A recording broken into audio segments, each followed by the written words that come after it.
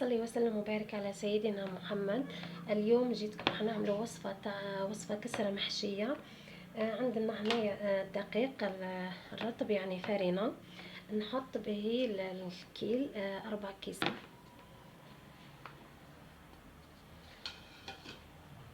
ونحط ملعقة خميرة فورية وملعقة ملح، ونحط شوي خميرة الحلويات بيكنج باودر،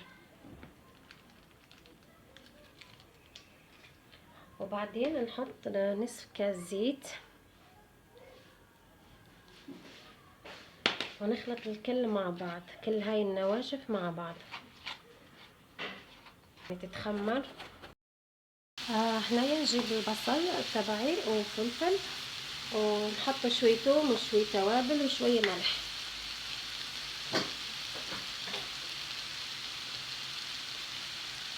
خلوها حتى تذبل البصل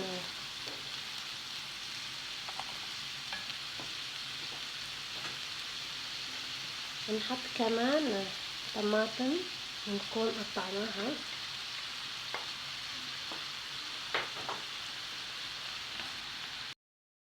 وهون بنحط ملعقة طماطم عشان اللون، ونحط كمان ملعقة هريسة. الهريسة اللي ما بده حار ما بده يحط عادي.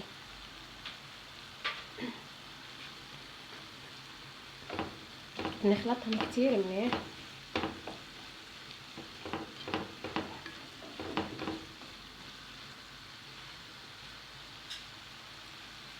بعدين نجيب قطع الدجاج، وفي اللي بده حابة تعملي باللحم المفروم معلش. عجينة بعد ما اختمرت،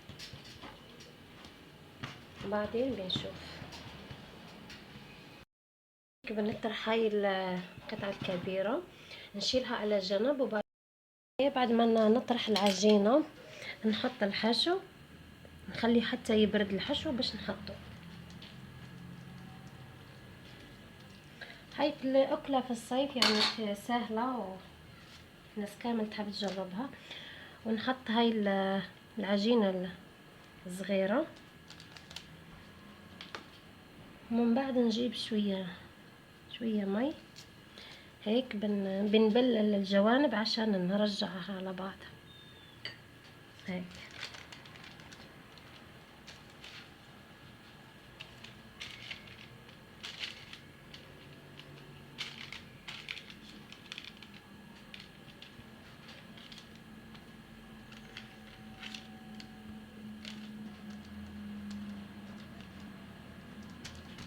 ومن بعد نقلبها،